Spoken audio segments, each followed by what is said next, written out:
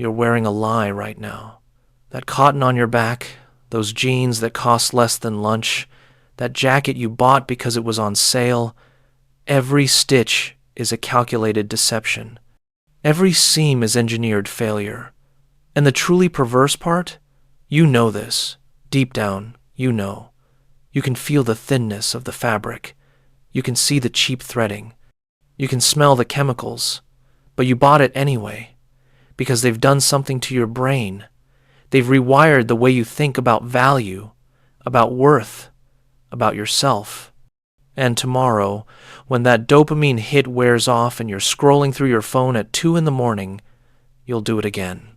We are drowning in garbage. Not metaphorically, literally. There are landfills the size of cities filled with clothing that's barely been worn.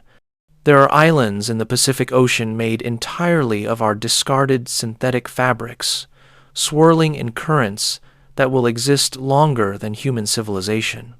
There are children in factories who will never see their 20th birthday, hunched over sewing machines, making clothes you'll throw away without ever wearing. And it's all by design. Every single piece of it. This isn't an accident. This isn't a bug in the system. This is the system working exactly as intended. But to understand how we got here, to understand how an entire species got convinced to destroy itself for the privilege of buying garbage, we need to go back to the moment when the machine almost died, back to when the con nearly collapsed, back to the smoke-filled rooms where very smart, very ruthless men figured out how to save it by inventing something new, something that had never existed before in human history. They invented the idea that you are what you buy, and once that idea took root, once it burrowed into the collective unconscious, everything else was inevitable. 1929, Wall Street, October. The market doesn't crash, it disintegrates, evaporates. Fortunes built over generations disappear between breakfast and lunch. Banks lock their doors with people's savings trapped inside like animals in a cage. Men in $1,000 suits step out of windows on the 40th floor because the ground seems preferable to facing what comes next. And across America, across the world, people wake up to a truth that terrifies them. The system is a lie. The promise, work hard and prosper, is a fiction. And everything they believed about security and stability and the natural order of things is revealed to be nothing more than a story told by people who profit from the telling. Here's what they don't teach you in history class. The Great Depression wasn't caused by scarcity. There was no shortage of food, no shortage of clothes, no shortage of cars or radios or refrigerators. The factories were running. The farms were producing. The warehouses were packed to the ceiling with products. The problem wasn't supply. The problem was that nobody was buying. People were terrified. They were hoarding cash. They were repairing instead of replacing. They were making things last. And this, to the people who owned the means of production, the people who controlled the supply chains, the people who sat in boardrooms in New York and Chicago and Detroit, this was an existential crisis. Because they had just spent 2 decades building the most efficient production system in human history, they could make things faster and cheaper than ever before. They had mastered mass production. They had conquered the problem of supply. But they had overlooked something fundamental. The machine needs consumers. Without people buying constantly, the entire system collapses. The factories go silent. The workers go home. The investments evaporate, and the men in the boardrooms lose everything. So they did what powerful people always do when the system stops working in their favor. They changed the rules. They called in experts, psychologists, propagandists, men who understood that the real battlefield wasn't in stores or factories, it was in the human mind. And the most dangerous of these men, the one who truly grasped the potential, was Edward Bernays. Bernays was Sigmund Freud's nephew. He'd learned from his uncle that human beings are not rational creatures. We like to think we are. We like to believe we make logical decisions based on facts and evidence. But we don't. We make emotional decisions, driven by unconscious desires we barely understand, and then we construct elaborate, rational justifications afterward to make ourselves feel intelligent. And Bernays realized something that nobody else had quite articulated. If you could control the emotions, you could control the decisions. If you could control the decisions, you could control behavior. And if you could control behavior, you could control society itself. He called it the engineering of consent. The rest of us call it manipulation. But Bernays didn't just manipulate. He transformed. He didn't want to convince you to buy a product that's too simple, too temporary. He wanted to change your identity. He wanted to rewire your sense of self so that you became a person who needed that product to feel complete. He wanted to create a hole inside you and then sell you the thing to fill it. Let me show you how this worked. 1928. American Tobacco Company has a problem. Half the population, women, don't smoke in public. It's considered improper, vulgar. So the tobacco companies are leaving billions of dollars on the table. They hire Bernays. And he doesn't run advertisements. He doesn't hire celebrities. He does something much smarter. He stages an event. He hires a group of young, fashionable women to march in the New York City Easter Parade. And at a specific moment, at a signal, they all pull out cigarettes and light them. He's tipped off the newspapers in advance. He's given them a story. He calls the cigarettes torches of freedom. He frames it as a protest against patriarchal oppression. These women aren't just smoking. They're making a statement. They're fighting for equality. They're modern. They're liberated. They're free. The photographs run in newspapers across the country. Within weeks, women smoking in public stops being scandalous and starts being sophisticated, desirable, a symbol of independence. And cigarette sales to women explode. Bernays didn't sell cigarettes. He sold a new identity. He sold the idea that smoking meant you were the kind of woman who didn't follow outdated rules. And once you've bought the identity, buying the product is inevitable. You have to smoke. Because not smoking means you're not that kind of woman, and you desperately want to be that kind of woman. This playbook, this strategy of identity manipulation, was about to be applied to everything: food, appliances, cars, but most devastatingly, most completely, to clothing. Because clothing is perfect for this. Clothing is visible. It's social. It's how you present yourself to the world. It's how you signal who you are, or more accurately, who you want people to think you are. And if you can convince someone that their clothing defines their worth, that the wrong outfit makes them worthless and the right outfit makes them valuable, you can sell them new clothing forever. The trick is making sure they never feel like they have the right outfit. But first they had to solve a structural problem. In the 1920s, people bought clothes to last. You saved money. You went to a store.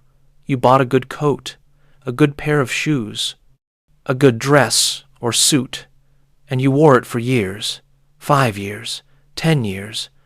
When something broke, you repaired it. You took it to a tailor, a seamstress, a cobbler. Every neighborhood had them. This was normal. This was how it worked. And this was unacceptable. Because if your coat lasts 10 years, they can only sell you a coat once every 10 years. The profit potential is minimal. They needed you to replace things faster, much faster. But how do you convince someone to throw away something that still works? Enter Bernard London, 1932. The Depression is at its worst. Unemployment is catastrophic, and London, a real estate broker who's decided he's an economist, publishes a pamphlet titled Ending the Depression Through Planned Obsolescence. His thesis is simple and staggering in its cruelty. He argues that the government should make it illegal to use products beyond a designated lifespan, not because they've broken, not because they're unsafe, simply because their time is up. You'd be legally required to throw away your coat after 3 years, your shoes after 18 months, your furniture after 5 years, regardless of condition, regardless of functionality.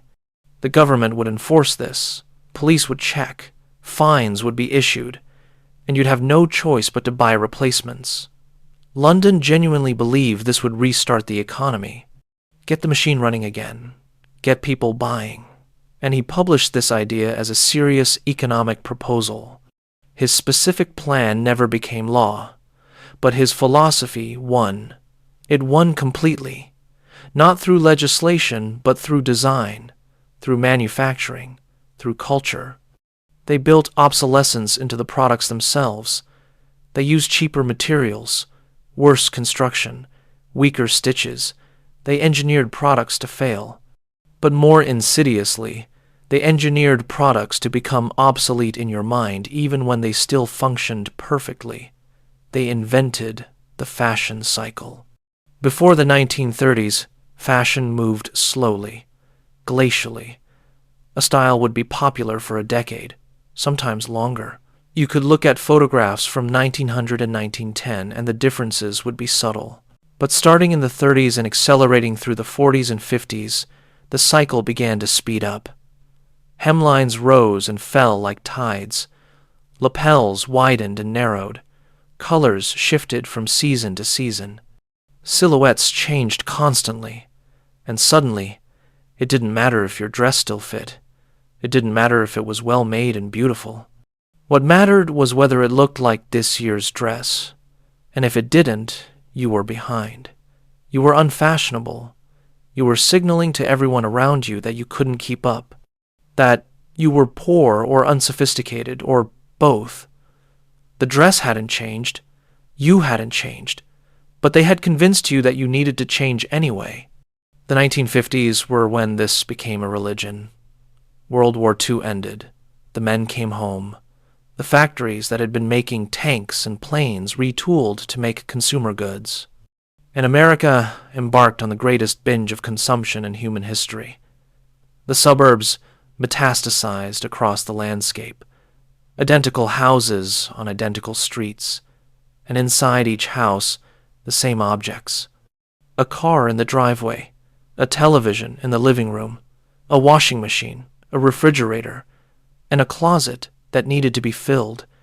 Constantly. Endlessly. The television was the key. For the first time in history, advertisers could broadcast directly into millions of homes simultaneously. They could show you images of the life you should want, the products you should own, the person you should be. And they did this relentlessly. Morning, noon, and night. The message was always the same. You're not good enough, but you could be. You could be happier, more successful, more attractive, more loved. Just buy this car, this refrigerator, this dress, this lifestyle. The American dream stopped being about freedom or opportunity and became about acquisition, about objects, about consuming your way to happiness. The fashion industry saw this and accelerated. They created seasonal collections, fall, winter, spring, summer. 4 times a year, your entire wardrobe was supposedly obsolete. They hired designers to create elaborate runway shows. They got magazines to run glossy spreads showing you what you should be wearing. They convinced department stores to create window displays that looked like art installations. And everywhere you looked, the message was the same. What you have is wrong. You are wrong, but we can fix you. Just buy this. The crucial thing to understand about the 1950s is that this manipulation was still expensive. Fashion was still an investment. Yes, they were playing psychological games. Yes, they were manufacturing insecurity. But the clothes themselves still cost real money. You went to a department store. You talked to a salesperson who knew about fabrics and construction. You tried things on. You thought about it. And when you bought something, you expected it to last several years. there was still a relationship between price and quality.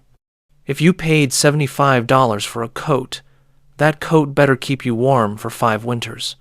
The industry was manipulative, but there were guardrails. There were limits. You couldn't make clothes too cheap or too poorly because customers would notice and stop buying. That constraint was about to be eliminated entirely. 1970s, 1980s, globalization. The word sounds neutral, technical, inevitable. But what it meant in practice was simple. Move manufacturing to countries where labor is cheap and regulations don't exist. First Japan, then South Korea, then China, then Bangladesh, Vietnam, Cambodia, Myanmar, Ethiopia, wherever wages are lowest and workers have no power. The math was irresistible. Why pay an American garment worker $15 an hour when you can pay a Bangladeshi worker $15 a week? The savings are extraordinary. The profit margins expand into territory that was previously unimaginable. But something else happened. Something the industry didn't fully anticipate. When you drop the cost of production from $10 to 50 cents, when you can manufacture a shirt for $2 and sell it for 25, you fundamentally alter the psychology of the consumer. Clothing stops being something you invest in. It stops being something you care for and maintain. It becomes disposable. Garbage you're willing to pay for. You don't repair a $6 shirt. You don't dry clean a $12 dress. That would be irrational. The repair costs more than replacement, so you wear it a handful of times, maybe once, maybe never. It goes in your closet, it gets forgotten, and eventually, months or years later, you throw it away. Not because it's broken, because you've forgotten you own it, because it never mattered in the first place. This is the birth of fast fashion. And the term itself is propaganda. They call it fast, like speed is a virtue. Fast food, fast fashion, fast everything. But the speed isn't for your benefit. The speed is for theirs. The faster they can make you feel inadequate, the faster they can sell you the solution.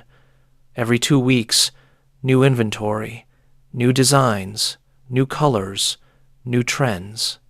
The clothes from 2 weeks ago are already on the clearance rack, already being shipped to a landfill, already forgotten. The turnover is deliberate. The cycle is engineered. You're not meant to keep up. You're meant to feel like you're failing to keep up, because that feeling, that anxiety, that sense that you're behind, that's what keeps you buying. Let me describe how a modern fast fashion company actually operates, because this is where the dystopia becomes clear. They don't have designers anymore, not real ones. They have trend forecasters. People who scroll Instagram and TikTok 12 hours a day looking for what's getting engagement. What are influencers wearing? What did a celebrity wear to an event? What's going viral?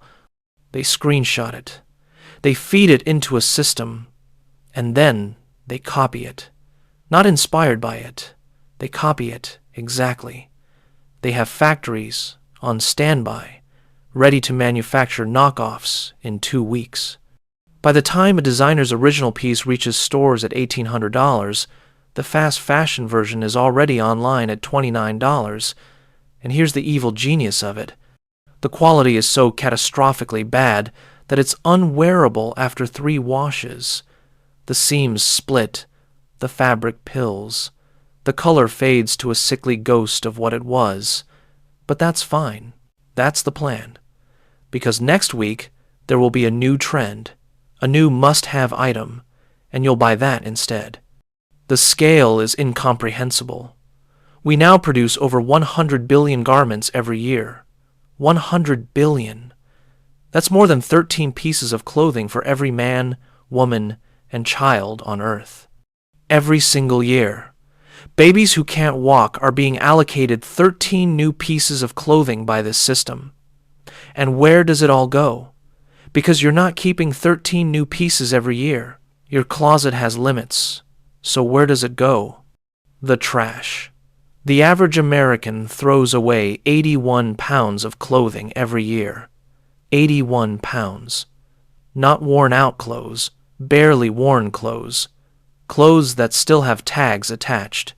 Clothes you bought on impulse.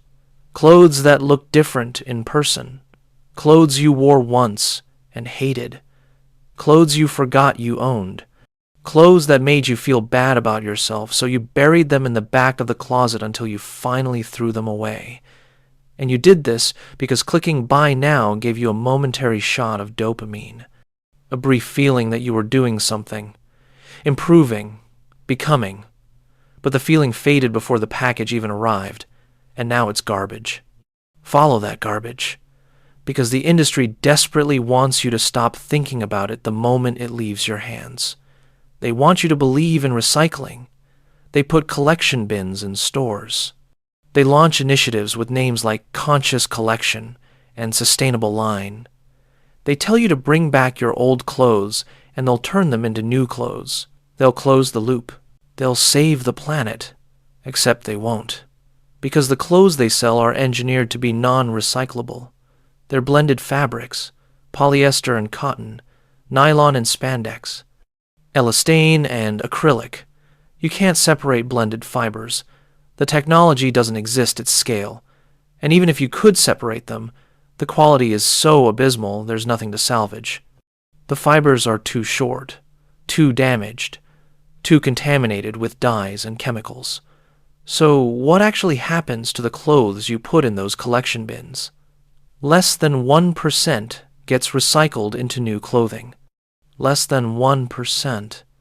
Some gets shredded for insulation or industrial rags, but most of it gets packed into shipping containers and sent to the developing world. Ghana, Kenya, Chile, countries that don't want it, countries that are already drowning. There are beaches in Accra where you can't see the sand anymore. Just mountains of our discarded clothing. Literal mountains. The locals call it dead white man's clothes. Obroni Wawu, because that's what it looks like. A graveyard. A mass grave of consumption. The clothes pile up in empty lots. They clog rivers. They wash into the ocean and come back with the tide, and they burn. People burn them because there's nowhere else to put them. And when synthetic fabrics burn, they release toxins, dioxins, furans, heavy metals. The air becomes poison. The children develop respiratory problems. Cancer rates spike. But the containers keep arriving, week after week, year after year, because we keep buying. And then there's the environmental cost of production. To make one cotton t-shirt requires 700 gallons of fresh water. 700 gallons. Enough drinking water for one person for 2.5 years, for one t-shirt that you'll wear twice and throw away. Now multiply that by 100 billion. The Aral Sea in Central Asia used to be the 4th largest lake in the world. Now it's a desert, because the Soviet Union diverted the rivers that fed it to grow cotton. The fishing villages are now 50 miles from water. The boats sit in sand. The fish are gone. The people are gone.